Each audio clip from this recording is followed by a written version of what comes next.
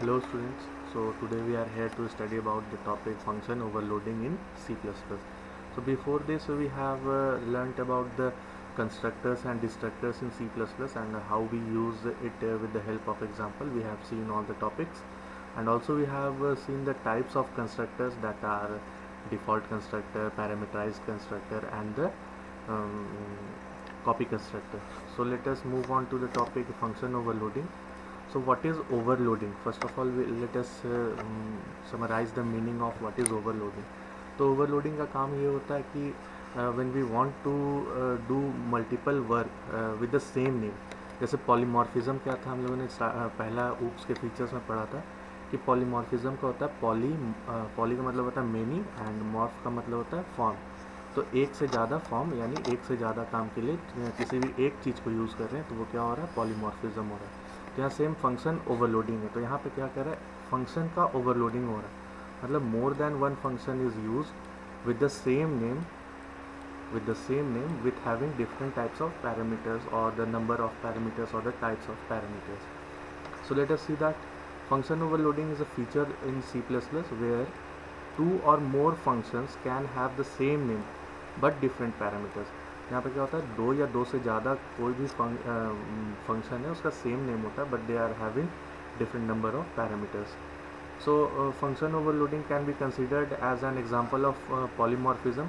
ये बतला दिए पॉलीमॉर्फिज्म क्या होता है. Poly plus morph plus ism, that means poly का मतलब मेनी होता है, मॉर्फ का मतलब फॉर्म्स होता है और इज़म इज़ अ प्रॉपर्टी. तो मोर देन वन का जो प्रॉपर्टी होता है उसको पॉलीमॉर्फिज्म बोलता है. ये function overloading is an example of polymorphism. So let अस एक एग्जांपल हम देते हैं. जैसे कि अगर फंक्शन एक है एडिशन ऑफ टू नंबर्स का, तो क्या होता है, दो इंटीजर टाइप का नंबर को अगर हमें ऐड करना है तो हम क्या करते हैं, ऐड फंक्शन बनाते हैं और टू इंटीजर टाइप नंबर उसके अंदर पे हम लोग सेंड करते हैं.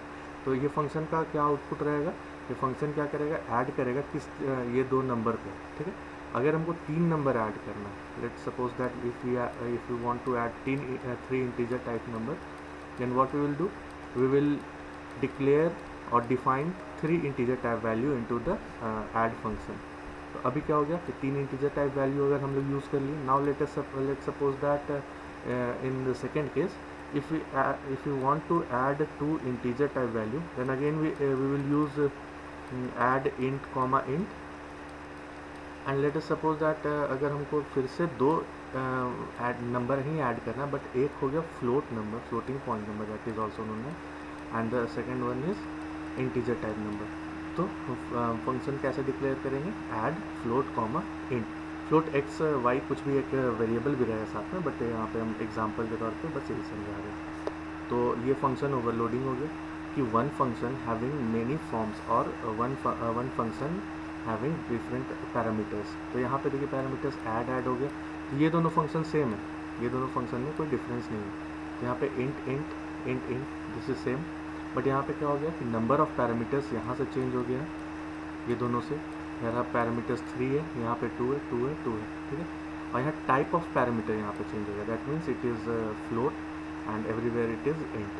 सो ये दो तरह से हम लोग फंक्शन ओवरलोड करा सकते हैं. So let us see an example of function overloading कि कैसे होता है. सो यहाँ पे क्या है कि has include IO stream using name space, ये कॉमन जो भी हम लोग यूज़ करते थे. तो यहाँ पे हम देख रहे हैं जैसे कि एक प्रिंट नाम का फंक्शन है. We are having a function named as print, and what we are doing that, इसके अंदर पे एक सी आउट का एक वेरिएबल लगा के हमको एक बस एक स्टेटमेंट प्रिंट करना है. So what we are using in the first print, we are using the a parameter that is of integer type i. A parameter is integer type.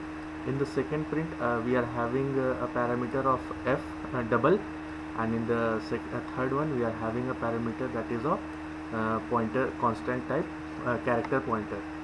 So यहाँ पे क्या हो रहा है कि सेम print नाम का तीन फंक्शन है. we are having the print three functions of print, and in the first we are sending a value that is of integer type, in the second we are sending the value that is of float type, double type, and in the third we are sending the value that is of character array type. So अब क्या करते हैं, किसी भी programme का start होता है हमारा मेन से. तो late us see that main से क्या एग्जीक्यूट हो रहा है. तो the first statement is print 10. So what is 10? 10 is an integer type variable. तो ये क्या करेगा, ये पहले चेक करेगा कि मेरे पास जितने भी फंक्शंस है उनमें से 10 इंटीजर टाइप वेरिएबल कौन सा ले रहा है. either let us name as 1, this is as 2 and this is as 3. ये चेक करेगा कि क्या मेरे पास फर्स्ट वाला इंटीजर टाइप है या सेकंड है या थर्ड है. तो it sees that this 10 is the integer type number, so it will directly redirect this to this one. So here it will print here is integer and the value of I. तो value of I क्या है 10.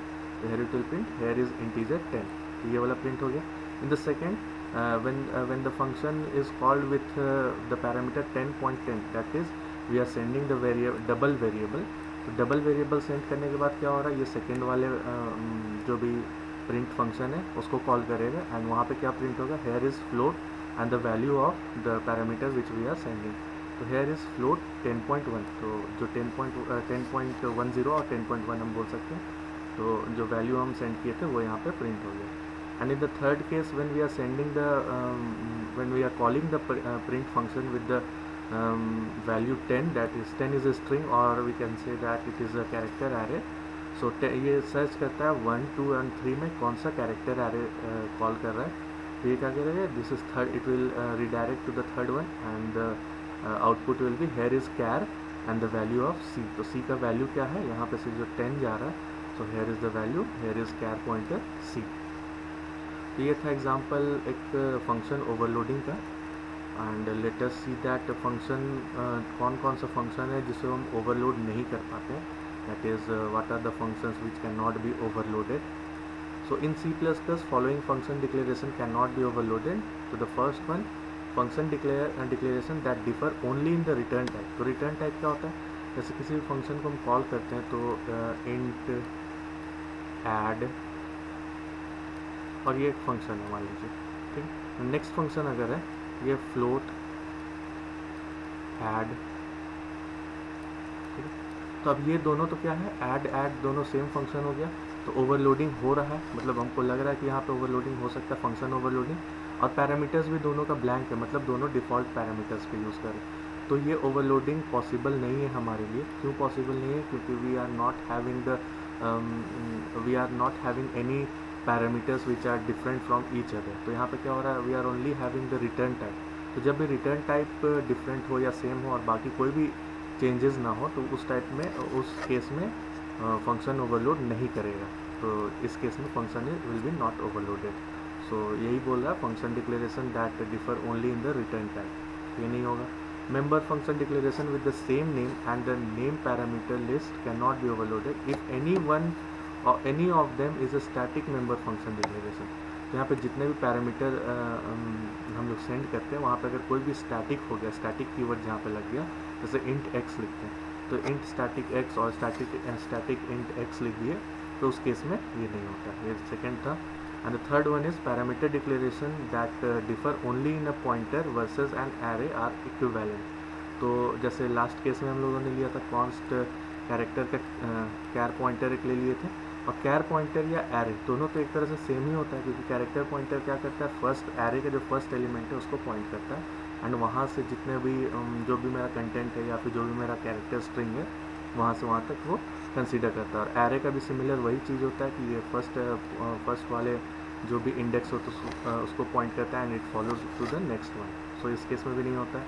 The next one is parameter declaration that differs only in one, that one is a function type and another is a pointer. तो function type of pointer हुआ तो वहाँ पे भी नहीं होगा.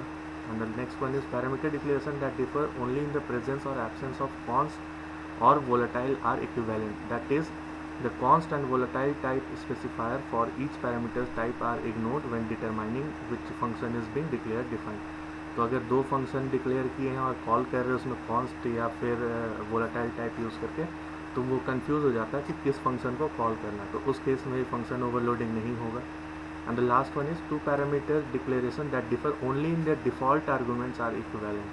तो क्या होता है कि दो पैरामीटर अगर डिक्लेयर किए, int x and int y, फिर यहाँ पे int x and int y, और दोनों ये रिटर्न टाइप और कुछ भी चेंज नहीं हो रहा है, तो क्या हो रहा है, वहाँ पे भी ये यूज़ नहीं होगा. So that's all for function overloading. We will study about the operator overloading in the next lecture. Thank you.